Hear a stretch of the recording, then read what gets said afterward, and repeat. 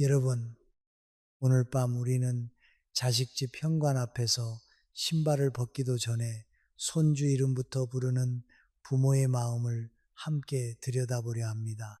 나이 들면 사람은 돈보다 마음이 더 쉽게 닳고 체력보다 존중이 먼저 무너집니다. 손주를 안아주는 일은 분명 사랑입니다. 그러나 사랑이라는 이름으로 내 하루가 계속 비워지고 내 몸이 계속 밀려나고 내 계획이 늘 뒤로 미뤄진다면 그 사랑은 어느 순간 조용한 손해가 됩니다. 이대로 지나가면 당신은 그 관계 안에서 끝까지 버티지 못할지도 모릅니다.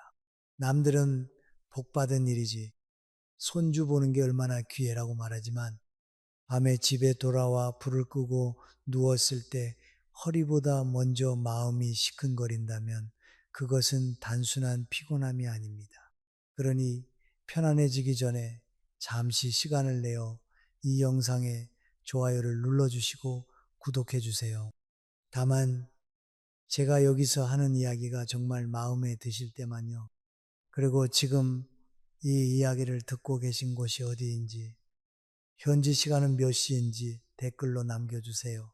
같은 밤을 지나고 있는 누군가에게 그 한 줄이 조용한 위로가 될 수 있습니다. 이제 불을 끄고 부드러운 소음이 필요하다면 선풍기를 켜도 좋습니다. 그리고 오늘 밤의 여정을 함께 시작해 보겠습니다. 사람은 사랑에서 시작한 일 때문에 가장 깊이 서운해질 때가 있습니다. 처음 손주를 봐달라는 말을 들었을 때 많은 부모는 마음 한쪽이 환해집니다. 아직도 자식에게 내가 필요하구나. 아직도 이 집안에서 내 자리가 있구나 하는 생각이 들기 때문입니다. 손주가 작은 손으로 옷자락을 붙잡고 자식이 엄마, 오늘만 좀 부탁해라고 말하면 쉽게 거절할 수 없습니다. 그 말 속에는 부탁도 있지만 부모의 마음을 움직이는 오래된 끈이 함께 들어 있습니다. 처음에는 하루였습니다. 그 다음에는 이틀이 되고 어느새 매주가 됩니다. 아침 일찍 자식 집에 가서 아이 밥을 챙기고 어린이집 가방을 확인하고 빨래가 보이면 손이 먼저 갑니다. 아이가 낮잠을 자는 동안 잠시 앉아 쉬려 해도 싱크대 위그릇이 마음에 걸립니다. 저녁이 되어 자식이 돌아오면 고생했어 라는 말 한마디를 기대하지만 돌아오는 말은 때로 내일도 가능하집니다. 그 순간 마음속에서 아주 작은 소리가 납니다. 나는 도와주러 온 것인가? 아니면 이 집의 당연한 일꾼이 된 것인가? 착한 부모일수록 이 소리를 오래 못 들은 척합니다. 자식도 힘들겠지. 맞벌이니까 어쩔 수 없지. 요즘 젊은 사람들 사는 게 얼마나 팍팍한데 내가 조금 더 참으면 되지. 이렇게 스스로를 달랩니다. 그러나 이상하게도 참을수록 마음은 넓어지지 않고 좁아집니다. 사랑은 자발적일 때 따뜻하지만 당연하게 요구될 때 사람을 초라하게 만듭니다. 부모가 손주를 봐주는 일이 문제가 되는 것은 손주 때문이 아닙니다. 문제는 그 일을 둘러싼 태도입니다. 감사가 사라지고 상의가 줄어들고 부모의 일정이 묻히는 순간부터 관계의 무게가 한쪽으로 기울기 시작합니다. 어느 모임에서 누군가가 아무렇지 않게 묻습니다. 요즘도 손주 보러 다녀요. 그 말에 웃으며 그럼 봐줘야지 라고 대답하지만 속으로는 잠깐 멈칫합니다. 집에 돌아오면 냉장고 안에 대충 넣어둔 반찬이 보이고 내 병원 예약 날짜가 미뤄진 것이 생각납니다. 친구가 차 한잔하자고 해도 그날은 애봐야 해서 라고 말하는 일이 반복됩니다. 이렇게 하루하루가 흘러가면 부모의 노후는 큰 사건 때문에 무너지는 것이 아니라 작은 양보들이 쌓여 서서히 비어갑니다. 많은 부모가 착각하는 것이 하나 있습니다. 많이 도와주면 더 존중받을 것이라고 믿는 것입니다. 그러나 인간관계는 꼭 그렇게 움직이지 않습니다. 사람은 너무 쉽게 얻는 도움을 귀하게 여기지 못합니다. 처음에는 고마워하던 자식도 같은 도움을 오래 받으면 그것을 사랑이 아니라 생활 조건처럼 받아들입니다. 부모가 늘 가능하고 늘 괜찮고 늘 양보한다고 느끼는 순간 자식은 부모의 필요를 보지 못합니다. 마음이 나쁜 자식이라서가 아니라 사람이 원래 익숙해진 희생에는 둔해지기 때문입니다. 더 아픈 것은 부모의 마음입니다. 손주가 미운 것이 아닙니다. 자식이 망하길 바라는 것도 아닙니다. 오히려 사랑하기 때문에 더 오래 참습니다. 그런데 어느 날 아이를 재우고 조용히 거실에 앉아 있을 때 갑자기 이런 생각이 밀려옵니다. 내가 지금 누구의 인생을 살고 있는가? 내 하루는 어디로 갔는가? 이 나이에 나는 왜 또 누군가의 눈치를 보고 있는가? 이런 생각은 사람을 서럽게 합니다. 몸의 피로는 잠을 자면 조금 풀리지만 당연하게 여겨졌다는 느낌은 쉽게 풀리지 않습니다. 그래서 60대 이후에 부모에게 필요한 것은 더 많은 희생이 아니라 더 늦기 전에 자신의 마음을 알아차리는 일입니다. 손주를 사랑하지 말라는 말이 아닙니다. 자식을 돕지 말라는 말도 아닙니다. 다만 사랑이 나를 지우는 방식으로 계속되어서는 안 된다는 것입니다. 부모의 착함이 자식의 편리함으로만 쓰일 때 그 관계는 오래가지 못합니다. 오래가더라도 따뜻하게 남지 않습니다. 이제부터는 마음속에서 아주 작은 기준 하나를 세워야 합니다. 내가 도와줄 수 있는 일과 내 삶을 빼앗기면서까지 해야 하는 일은 다르다는 기준입니다. 이 기준이 생겨야 손주도 더 편안하게 사랑할 수 있고 자식에게도 더 단정하게 존중받을 수 있습니다. 부모는 무려 가정부가 아닙니다. 부모는 늙어서도 자기 하루가 있고 자기 몸이 있고 자기 품위가 있는 사람입니다. 부탁은 처음부터 무겁게 오지 않습니다. 처음에는 아주 조심스럽게 옵니다. 엄마, 오늘만 좀 봐줄 수 있어. 아버지, 이번 주만 아이 데리러 가주시면 안 돼요. 이런 말은 부모의 마음을 흔들 만큼 부드럽고 거절하기에는 너무 사소해 보입니다. 그래서 부모는 대개 웃으며 말합니다. 그래, 그 정도는 해줄 수 있지. 그 한마디에는 사랑도 있고 책임감도 있고 아직 자식에게 도움이 되고 싶다는 늙은 부모의 조용한 기쁨도 들어 있습니다. 문제는 그 다음부터입니다. 한 번은 부탁이지만 반복되면 일정이 됩니다. 일정이 오래되면 역할이 되고 역할이 굳어지면 권리처럼 변합니다. 처음에는 고마워요 하던 자식이 어느 순간 오늘은 왜 늦었어요? 라고 말합니다. 처음에는 아이 간식만 챙기면 됐는데 어느새 저녁밥까지 자연스럽게 맡겨집니다. 처음에는 급할 때만 부르던 일이 어느새 부모의 하루를 먼저 비워두는 전제가 됩니다. 그때부터 부탁은 더 이상 부탁이 아닙니다. 부모의 노후 안으로 들어와 자리를 차지한 하나의 의무가 됩니다. 사람 마음은 이상하게도 받은 은혜보다 반복된 편의를 더 빨리 기억합니다. 처음 도움을 받을 때는 미안함이 있습니다.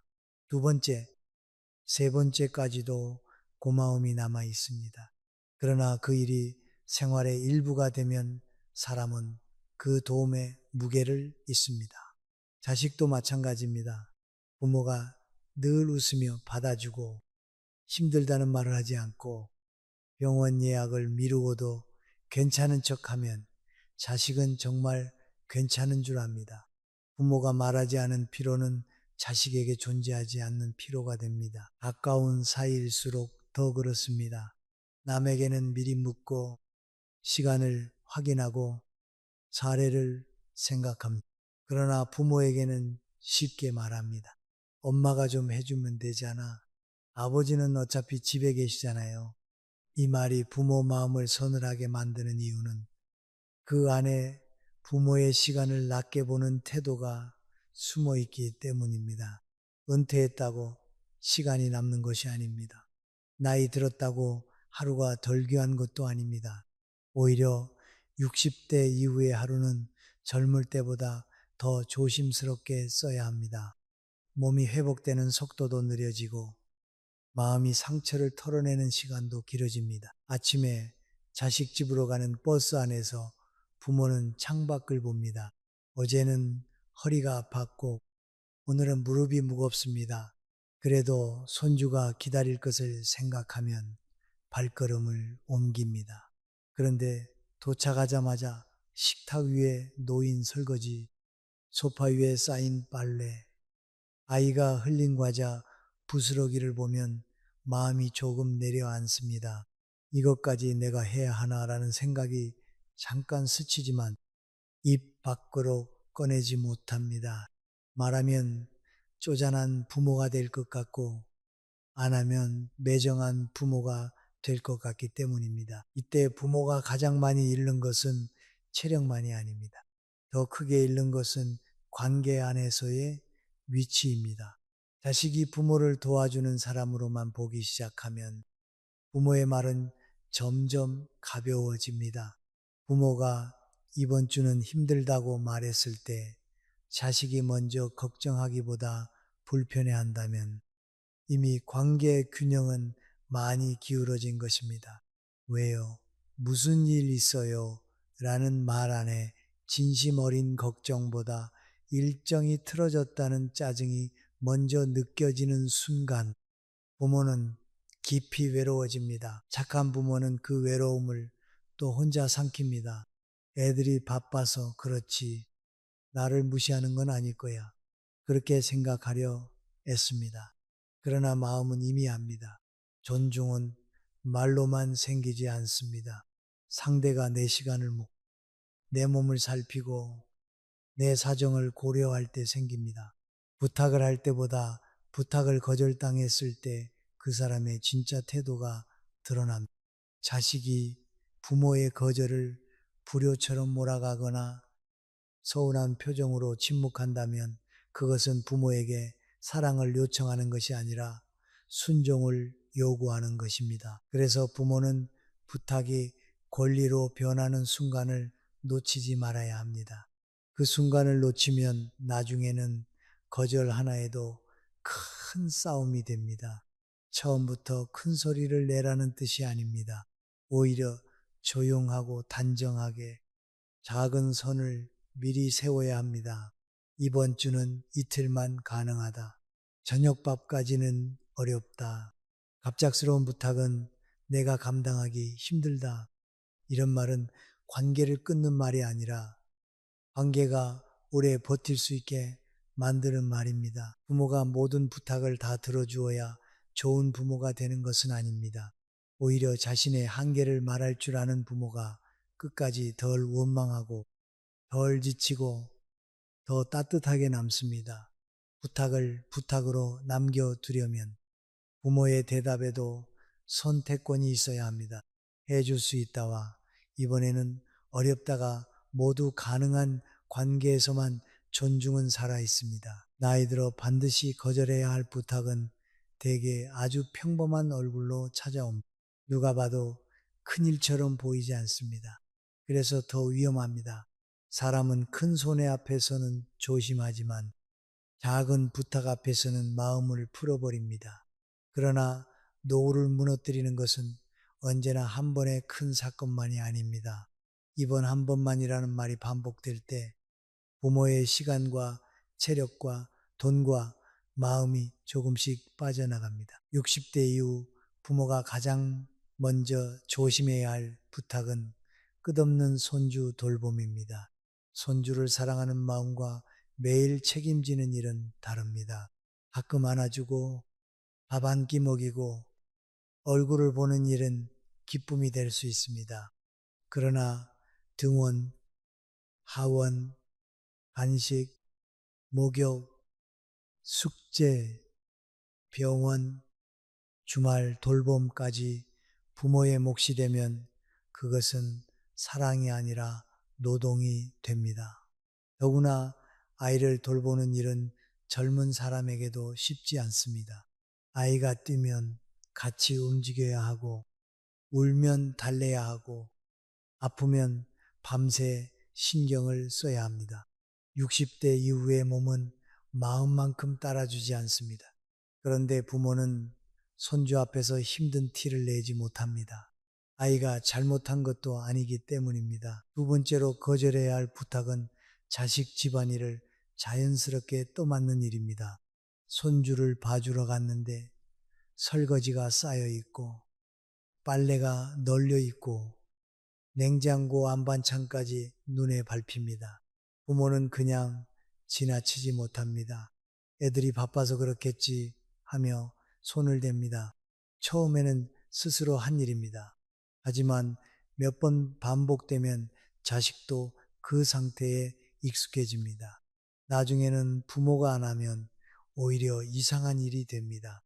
그때 부모는 마음속으로 서운해 하면서도 이미 빠져나오기 어려운 자리에 서게 됩니다. 도와주러 간 사람이 어느새 집안의 빈틈을 메우는 사람이 된 것입니다. 세 번째로 조심해야 할 부탁은 돈과 연결된 부탁입니다. 이번 달만 조금 도와주세요. 아이 학원비가 모자라요. 대출이자만 잠깐 막아주세요. 부모는 자식이 힘들다고 하면 마음이 약해집니다. 그러나 노후의 돈은 단순한 돈이 아닙니다. 그것은 병원비이고 약값이고 내가 늦은 밤 누군가에게 눈치 보지 않고 택시를 탈 수 있는 힘입니다. 젊은 날의 돈은 다시 벌 수 있는 가능성이 있지만 노후의 돈은 삶을 지키는 마지막 울타리입니다. 이 울타리를 자꾸 열어주면 어느 날 정작 부모 자신이 비를 피할 곳이 없어집니다. 네 번째는 갑작스러운 호출을 무조건 받아들이는 일입니다. 지금 바로 와줄 수 있어요. 오늘 저녁 약속 좀 취소하면 안 돼요. 엄마는 집에 있잖아. 이런 말은 짧지만 부모의 하루를 쉽게 무너뜨립니다. 친구와 만나기로 한 약속을 취소하고 병원 예약을 미루고 쉬려던 시간을 포기합니다. 처음에는 별것 아닌 것 같지만 반복되면 부모의 삶은 늘 대기 상태가 됩니다. 전화벨이 울릴 때마다 마음이 먼저 긴장합니다. 쉬고 있어도 쉬는 것이 아니고 내 집에 있어도 내 시간이 아닙니다. 여기서 중요한 것은 부탁의 내용보다 부탁을 대하는 방식입니다. 자식이 정말 어려워서 한번 도움을 청하는 것과 부모의 삶을 늘 비워놓은 자리처럼 사용하는 것은 다릅니다. 부모가 거절해야 하는 것은 손주도 아니고 자식도 아닙니다. 부모의 시간과 몸과 돈을 당연하게 여기는 태도입니다. 이 차이를 알아야 죄책감에 끌려가지 않습니다. 부모 마음은 늘 한쪽으로 흔들립니다. 내가 거절하면 자식이 서운해하지 않을까? 손주가 나를 멀리하지 않을까? 괜히 며느리나 사위와 불편해지지 않을까? 그래서 입술까지 올라온 말을 다시 삼킵니다. 하지만 삼킨 말은 사라지지 않습니다. 밤에 불을 끄고 누웠을 때 다시 올라옵니다. 낮에는 괜찮다고 했던 마음이 밤에는 나는 왜 내 인생을 이렇게 뒤로 미루고 있나 하고 묻습니다.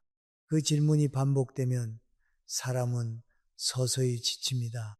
도와주고도 기쁘지 않고 사랑하고도 원망이 남습니다. 사람 관계에서 가장 무서운 것은 도움 자체가 아닙니다. 도움을 주는 사람이 자기 한계를 잃는 것입니다. 한계를 잃은 도움은 결국 존중을 잃게 만듭니다. 자식은 부모가 어디까지 힘든지 알지 못하고 부모는 자식이 어디까지 요구할지 두려워하게 됩니다.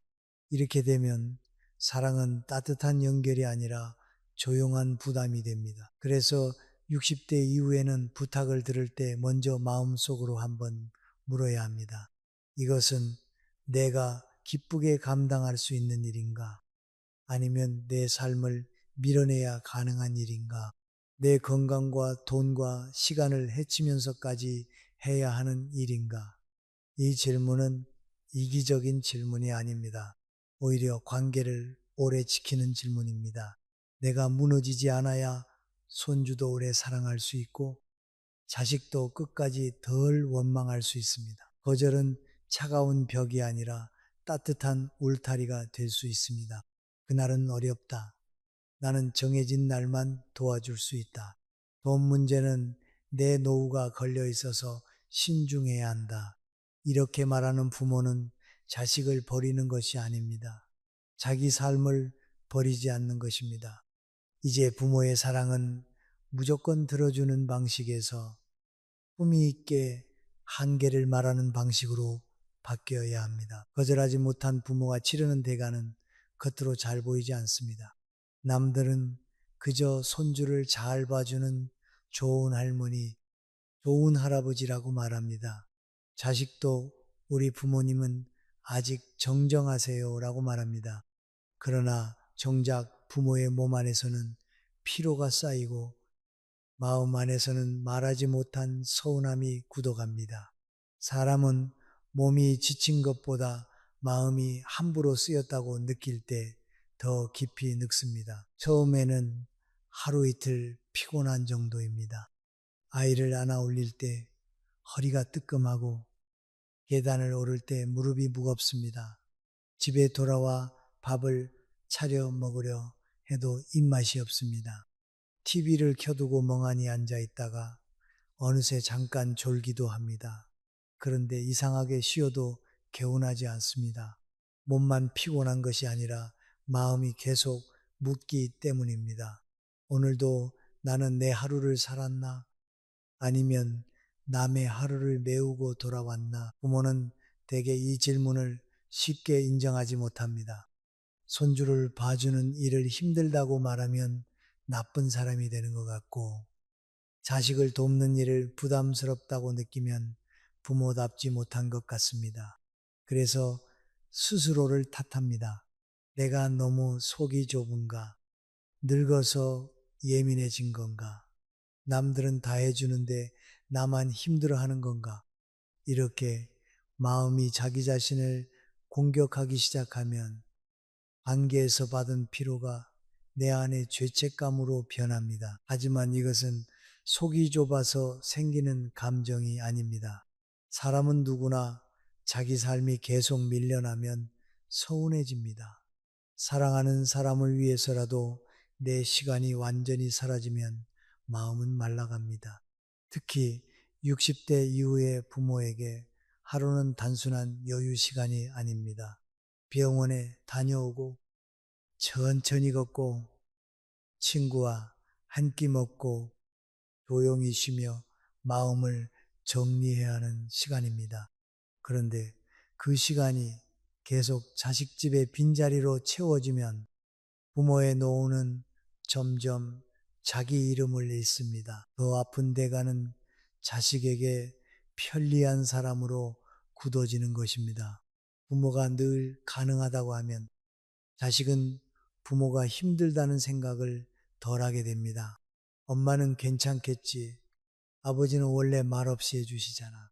이런 생각이 자식 마음속에 자리 잡으면 부모의 도움은 고마운 일이 아니라 당연한 조건이 됩니다. 그때부터 부모가 조금이라도 거절하면 자식은 감사했던 과거보다 불편한 현재를 먼저 봅니다. 왜 갑자기래요? 전에는 해줬잖아요. 이 말이 부모 마음에 오래 남습니다. 어느 저녁 손주를 돌보고 집에 돌아왔는데 자식에게서 메시지가 옵니다. 내일도 부탁해요. 짧은 문장입니다. 나쁜 말도 아닙니다. 그런데 그 문장 끝에 괜찮으세요가 없고 힘들면 말하세요.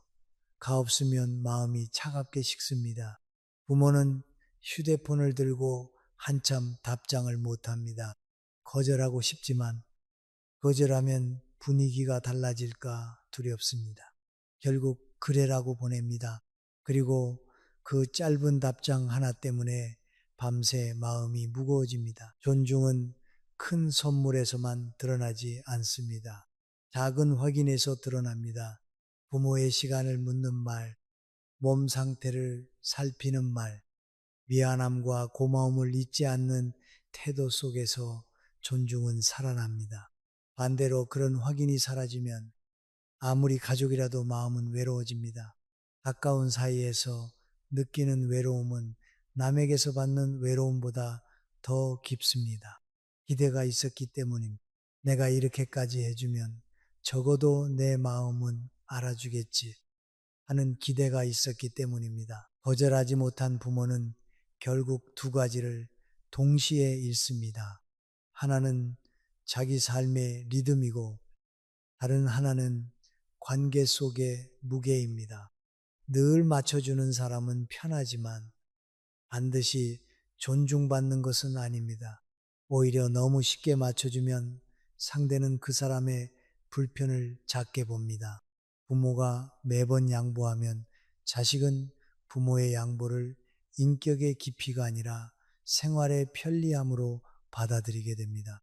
이것이 관계의 무서운 진실입니다. 희생이 많다고 해서 반드시 사랑이 깊어지는 것은 아닙니다. 때로는 희생이 너무 많아질수록 존중은 오히려 흐려집니다. 그렇다고 자식을 원망하는 쪽으로 마음을 굳힐 필요는 없습니다. 원망은 부모의 마음을 더 지치게 합니다. 필요한 것은 원망이 아니라 알아차림입니다. 내가 지금 피곤한 이유가 나약해서가 아니라 내 한계를 너무 오래 넘겼기 때문이라는 알아차림입니다. 내가 서운한 이유가 욕심이 많아서가 아니라 관계 안에서 내 시간이 너무 가볍게 다뤄졌기 때문이라는 이해입니다. 이 이해가 생기면 반응이 달라집니다. 무작정 참지도 않고 갑자기 폭발하지도 않게 됩니다. 나는 그날은 쉬어야 한다. 이번 주는 한 번만 가능하다. 내 몸 상태를 먼저 봐야겠다. 이런 말이 조금씩 가능해집니다. 거절은 늦게 할수록 거칠어지고 일찍 할수록 단정해집니다. 부모가 자신을 지키는 말을 조용히 시작할 때 관계도 비로소 다시 제자리를 찾을 기회를 얻습니다. 사람은 반복해서 받는 도움을 오래 기억하지 못합니다. 처음에는 미안해하고 두 번째는 고마워하고 세 번째는 익숙해집니다. 그리고 익숙해진 뒤에는 그것이 없을 때 불편함부터 느낍니다. 이것이 사람 마음의 냉정한 작동 방식입니다. 자식이 특별히 나빠서가 아닙니다. 가까운 사이일수록 더 쉽게 있습니다.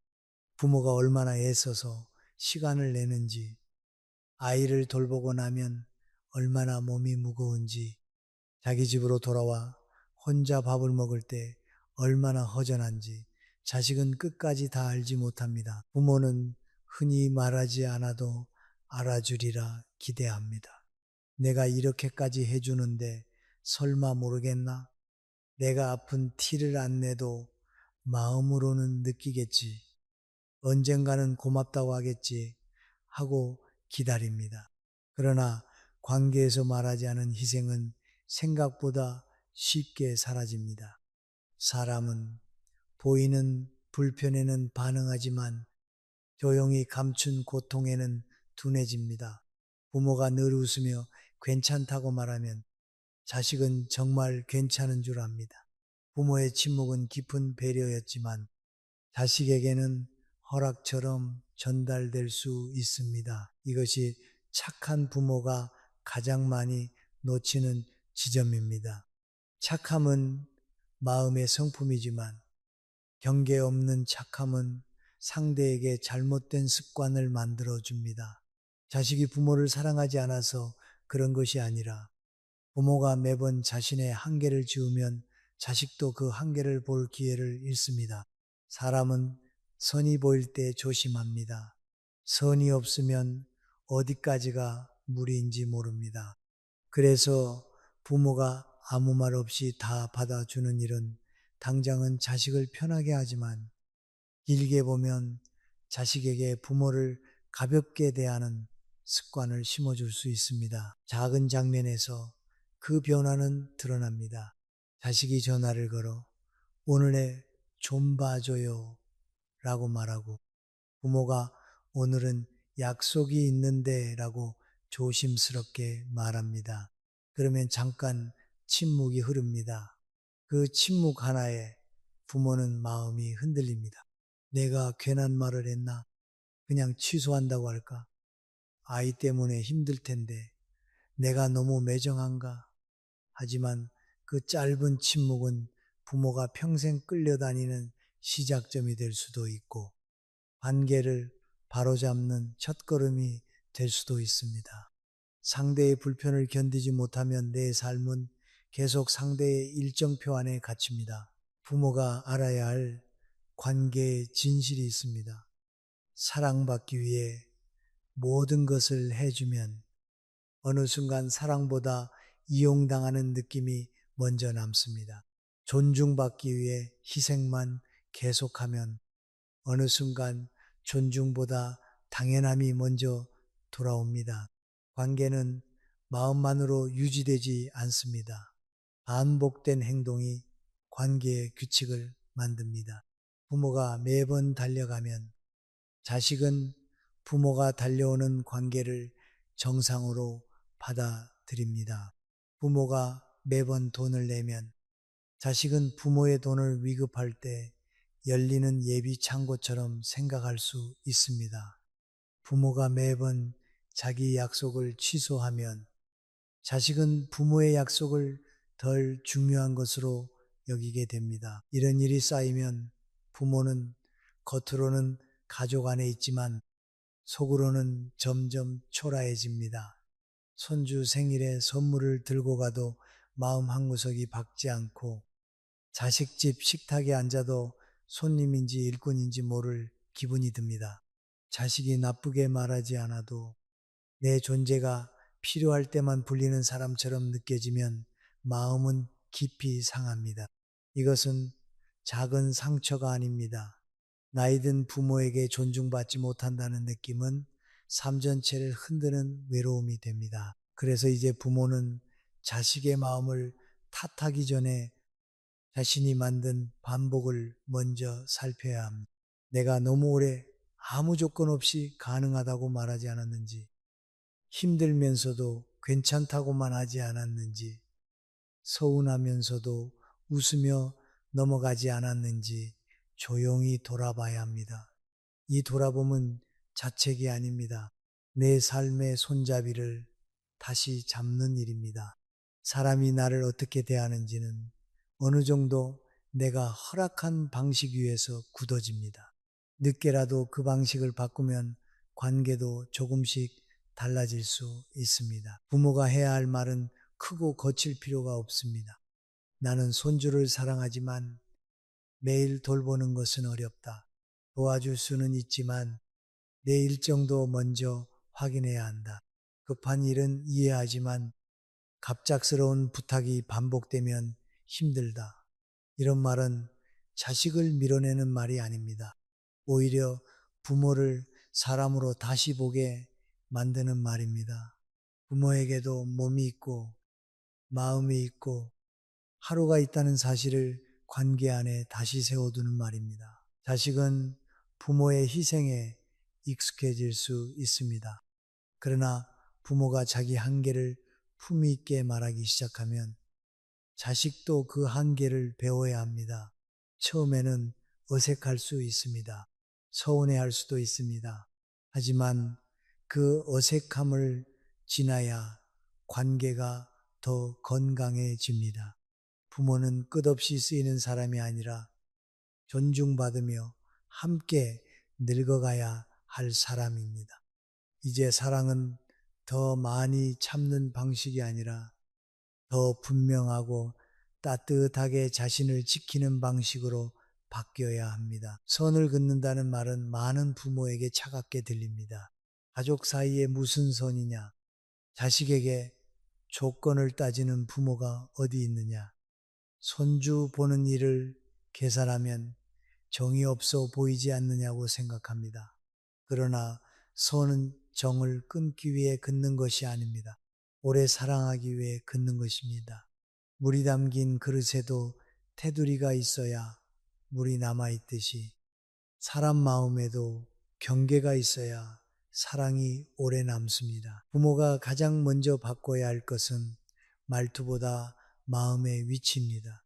거절을 죄처럼 여기면 어떤 말을 해도 흔들립니다. 미안한데 로 시작해서 결국 다시 해주겠다고 말하게 됩니다. 자식의 한숨 하나, 며느리의 침묵 하나, 사위의 어색한 표정 하나에 마음이 무너집니다. 그러나 내 몸과 시간을 지키는 일은 죄가 아닙니다. 나이 든 부모가 자기 하루를 지키는 것은 이기심이 아니라 노후의 기본 질서입니다. 차갑지 않게 선을 긋는 첫 번째 방법은 가능 범위를 먼저 정해두는 것입니다. 자식이 부탁할 때마다 그 자리에서 흔들리며 결정하면 늘 밀립니다. 미리 스스로에게 정해야 합니다. 나는 일주일에 며칠까지 손주를 볼 수 있는지, 몇 시부터 몇 시까지만 가능한지, 갑작스러운 호출은 어디까지 감당할 수 있는지, 돈 문제는 어떤 선을 넘지 않을 것인지 말입니다. 기준이 마음속에 없으면 부모는 매번 자식의 사정에 끌려갑니다. 기준이 있어야 말도 짧고 단정해집니다. 예를 들어 자식이 이번 주 내내 애 좀 봐줘요 라고 말할 때 부모는 길게 설명하지 않아도 됩니다. 이번 주는 화요일 하루만 가능하다. 이 한 문장이면 충분합니다.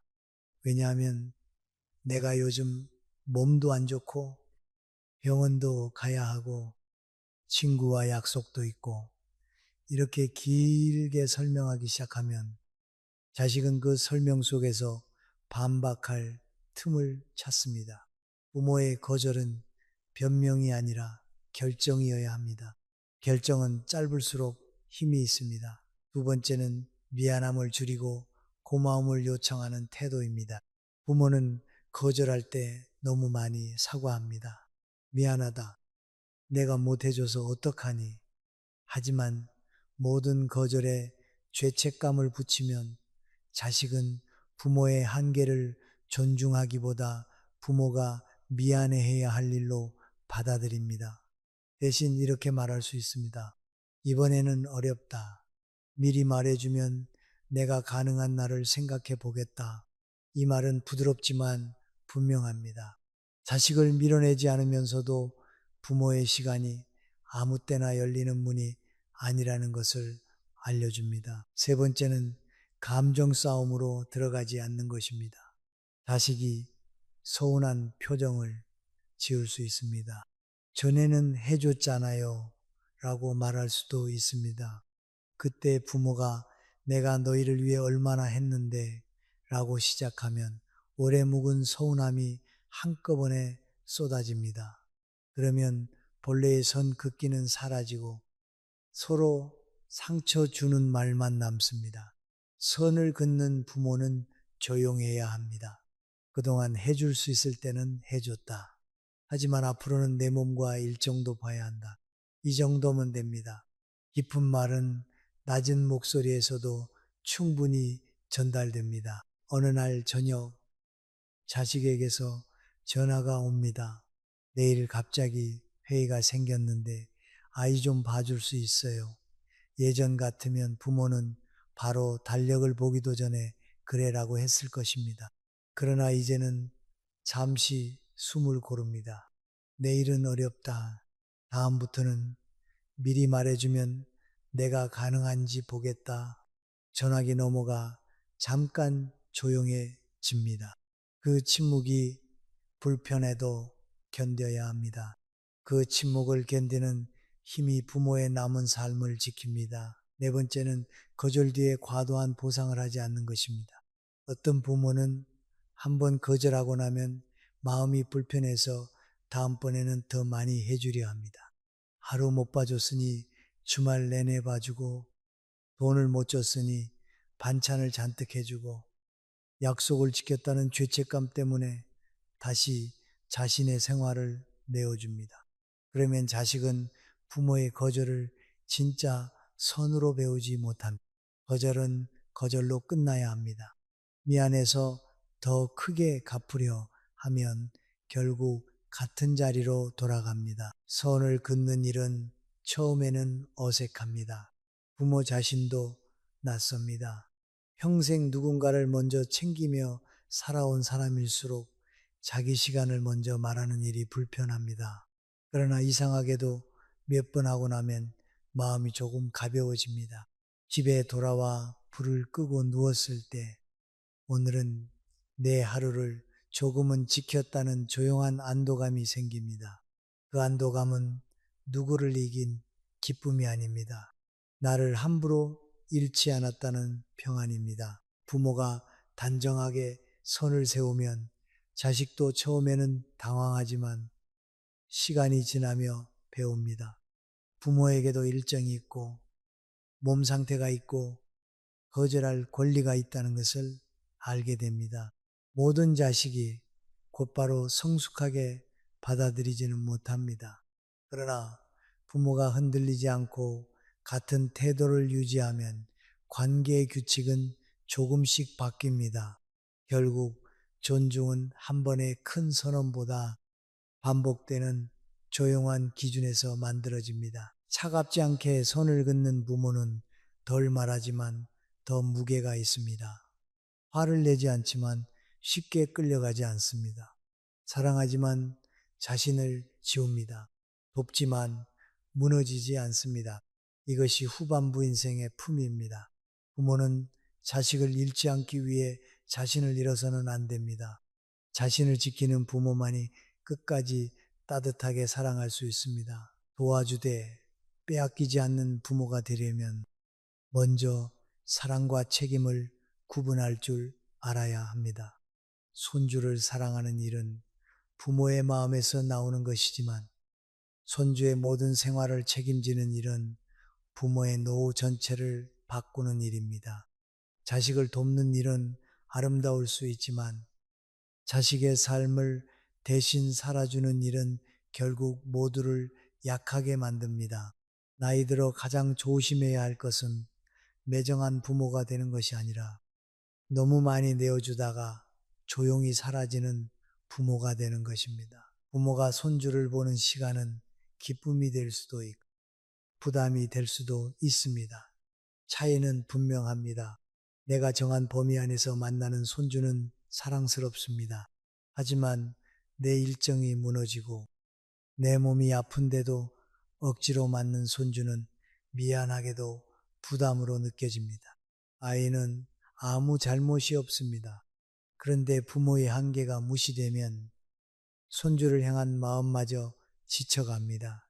그래서 손주를 오래 사랑하고 싶다면 오히려 손주 돌봄의 범위를 분명히 해야 합니다. 어느 오후 손주가 작은 손으로 귤을 까달라고 합니다. 그 모습은 참 예쁩니다. 아이가 웃으며 할머니랑 있는 게 좋아라고 말하면 마음이 녹습니다. 그러나 같은 날 저녁 자식이 늦는다는 연락도 없이 1시간, 2시간 늦게 들어오면 그 따뜻했던 마음 위로 서운함이 내려앉습니다. 손주가 예쁜 것과 부모의 시간이 함부로 쓰이는 것은 다른 문제입니다. 이 둘을 구분하지 못하면 부모는 손주에게까지 괜한 감정의 그림자를 남기게 됩니다. 균형 있는 부모는 돕는 방식을 미리 정합니다. 나는 매주 수요일 오후만 가능하다. 아이를 데리러 가는 것은 할 수 있지만 저녁밥과 목욕까지는 어렵다. 갑작스러운 부탁은 한 달에 한두 번 정도만 가능하다. 이런 기준은 차갑게 들릴 수 있지만 실제로는 관계를 부드럽게 만듭니다. 자식도 미리 계획할 수 있고 부모도 마음의 준비를 할 수 있습니다. 기준이 없는 도움은 매번 감정의 빚을 만들지만 기준이 있는 도움은 서로를 덜 원망하게 합니다. 돈 문제도 마찬가지입니다. 노후의 돈은 자식에게 증명하기 위한 사랑의 도구가 아닙니다. 부모가 자식을 사랑한다는 사실은 이미 긴 세월 동안 충분히 증명되었습니다. 학비를 대고 밥을 먹이고 아플 때 밤을 새우고 젊은 날의 시간을 바쳐 키운 것으로 이미 부모의 사랑은 충분히 무거웠습니다. 60대 이후에도 계속 돈으로 사랑을 증명하려 하면 부모는 끝내 자기 삶을 지킬 힘을 잃습니다. 도와줄 수 있다면 정해진 범위 안에서 돕고 어렵다면 단정히 말해야 합니다. 내 노후 자금은 지켜야 한다. 이 말은 부끄러운 말이 아닙니다. 늦은 인생을 살아가는 사람의 기본 권리입니다. 집안일도 함부로 떠맡지 말아야 합니다. 자식 집에 갔을 때 설거지가 보이고 빨래가 보여도 모든 것을 내 손으로 해결하려 들 필요는 없습니다. 부모가 매번 빈틈을 메우면 자식은 자기 집에 책임을 배울 기회를 잃습니다. 식탁 위에 그릇 몇 개를 그냥 두고 돌아오는 일이 처음에는 마음에 걸릴 수 있습니다. 그러나 그 불편함을 견뎌야 합니다. 부모가 손을 대지 않아야 자식도 자기 생활의 무게를 직접 느낍니다. 도와주되 빼앗기지 않는 부모는 자식과 거래하듯 살지 않습니다. 다만 자신의 삶을 함께 놓고 생각합니다. 내 병원 예약, 내 친구와의 약속, 내 산책 시간, 내 휴식도 가족의 사정만큼 중요하다고 여깁니다. 이것이 이기심이 아니라 균형입니다. 부모가 자기 생활을 존중해야 자식도 부모의 생활을 존중할 수 있습니다. 내가 내 시간을 가볍게 여기면서 남이 내 시간을 귀하게 여겨주기를 기대하는 것은 어렵습니다. 관계에서 성숙함은 많이 주는 데서만 나오지 않습니다. 줄 수 있는 만큼 주고 줄 수 없는 것은 조용히 멈추는 데서도 나옵니다.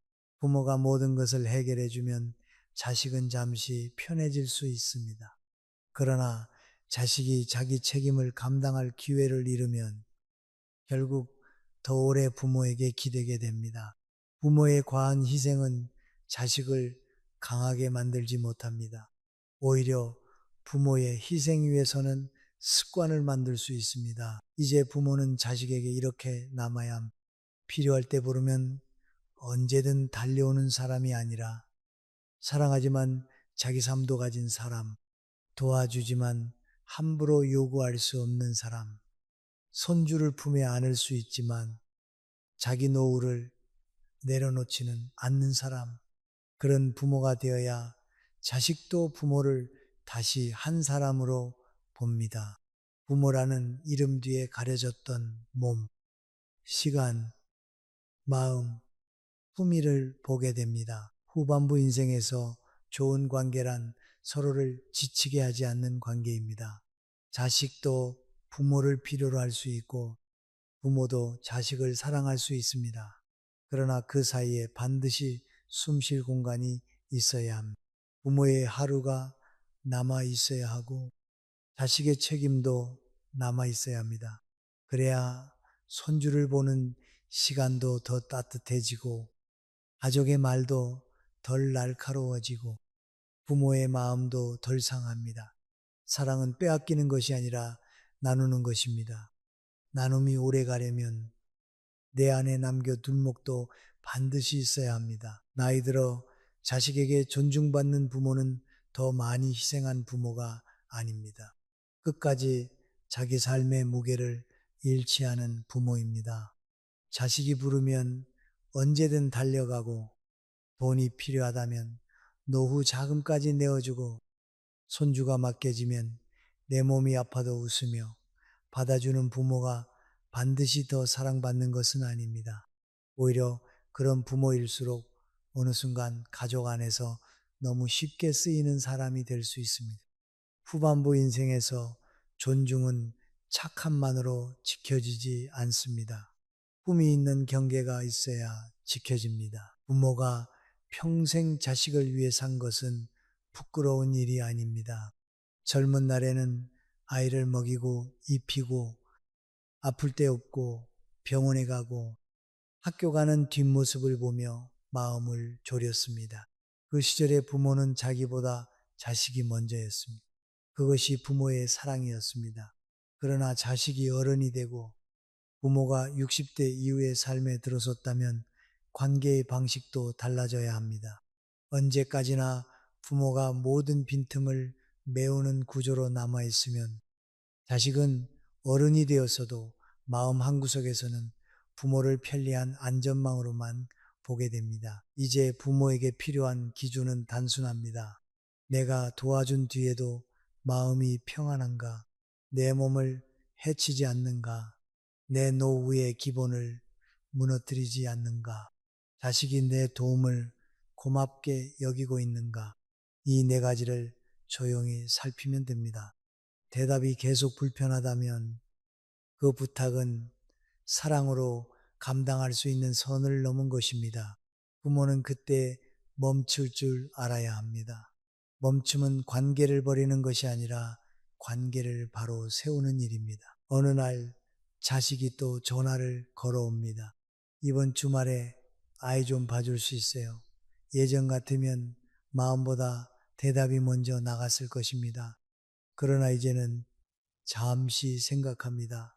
내 몸은 괜찮은지, 내 일정은 어떤지, 내가 기쁘게 할 수 있는지 살핍니다. 그리고 가능하면 토요일 오후 몇 시간은 괜찮다고 말합니다. 어렵다면 이번 주말은 쉬어야 한다고 말합니다. 말은 짧고 목소리는 낮습니다. 변명하지 않고 미안함에 무너지지 않고 그렇다고 차갑게 끊지도 않습니다. 바로 이런 태도에서 늦은 인생의 품위가 생깁니다. 자식이 처음에는 서운해할 수 있습니다. 이전과 달라진 부모를 낯설어 할 수 있습니다. 그러나 부모가 흔들리지 않고 같은 기준을 지키면 자식도 조금씩 배웁니다. 부모에게도 시간이 있다는 것, 부모의 몸도 한계가 있다는 것, 부모의 노후 자금은 함부로 기대서는 안 되는 것, 부모의 도움은 권리가 아니라 감사해야 할 선물이라는 것을 배웁니다. 존중은 한 번에 생기지 않습니다. 반복되는 기준을 통해 천천히 자리를 잡습니다. 부모도 스스로를 덜 탓해야 합니다. 거절했다고 나쁜 부모가 되는 것이 아닙니다. 손주를 매일 보지 않는다고 사랑이 없는 것이 아닙니다. 돈을 주지 않는다고 매정한 것이 아닙니다. 나이 들어 자기 삶을 지키는 일은 부끄러운 일이 아니라 남은 시간을 온전하게 살아가기 위한 최소한의 책임입니다. 내가 무너지면 결국 자식도 더 큰 부담을 지게 됩니다. 부모가 건강하고 평안해야 가족도 덜 무겁습니다. 가끔은 집에 혼자 앉아 있는 시간이 낯설 수 있습니다. 예전 같으면 자식 집에 가 있을 시간에 조용히 차를 마시고 창밖을 바라봅니다. 처음에는 허전합니다. 하지만 그 허전함 속에서 오래 있고 있던 내 시간이 돌아옵니다. 천천히 산책을 하고 미뤄둔 병원에 가고 친구와 밥을 먹고 손주에게는 정해진 날 더 따뜻하게 웃어줍니다. 이렇게 사는 부모는 자식을 버린 부모가 아닙니다. 자기 삶을 회복한 부모입니다. 마지막으로 기억해야 할 것은 이것입니다. 부모가 끝까지 자식에게 남겨야 할 것은 무한한 희생의 기억이 아니라 사람은 아무리 가까워도 서로의 삶을 존중해야 한다는 깊은 가르침입니다. 손주를 사랑하되 내 노후를 잃지 않는 것, 자식을 돕되 내 품위를 내려놓지 않는 것, 부탁을 듣되 내 한계를 함께 듣는 것. 이것이 60대 이후 부모가 지켜야 할 마지막 기준입니다. 덜 설명해도 됩니다. 덜 애써도 됩니다. 이제는 조용히, 그러나 분명하게 자기 삶의 중심에 서야 합니다. 지나온 시간을 돌아보면 부모는 참 많이도 참고 살았습니다. 아이가 울면 먼저 달려가 자식이 힘들다 하면 내 피곤함을 접었고, 가족이 필요하다 하면 내 하루를 뒤로 미뤘습니다. 그 마음이 모두 헛된 것은 아닙니다. 다만 이제는 그 사랑의 방향을 조금 바꾸어야 합니다. 더 많이 내어주는 쪽이 아니라 오래 따뜻하게 남을 수 있는 쪽으로 말입니다. 손주를 봐주는 일도, 자식을 돕는 일도 부모의 마음이 살아있을 때 아름답습니다. 마음이 닳고 몸이 무너지며 서운함만 남는다면 그것은 더 이상 건강한 사랑이 아닙니다. 당신은 무료 가정부가 아닙니다. 당신은 평생을 살아내며 가족을 지켜온 사람이고 이제는 자신의 노후도 지켜야 할 사람입니다. 그러니 앞으로는 부탁을 들을 때 잠시 멈추어도 됩니다. 내 몸을 먼저 살펴도 됩니다. 내 시간을 지켜도 됩니다. 이번에는 어렵다고 말해도 됩니다. 그 말 하나가 가족을 무너뜨리는 것이 아니라 오히려 오래 갈 수 있는 관계를 세워줍니다. 자식도 배워야 합니다. 부모의 도움은 당연한 것이 아니라 감사해야 할 마음이라는 것을 이제 자신을 덜 탓하십시오. 충분히 애썼고, 충분히 사랑했고, 충분히 버텼습니다. 남은 인생은 더 조용하고, 더 단단하고, 더 따뜻해도 됩니다. 경계가 있다고 사랑이 줄어드는 것이 아닙니다. 품위가 있다고 가족이 멀어지는 것도 아닙니다. 오히려 자신을 지키는 부모가 오래도록 더 평안하게 사랑할 수 있습니다. 오늘 밤 이 말 많은 마음에 남기십시오. 당신에게도 당신의 시간과 몸과 평안을 지킬 자격이 있습니다.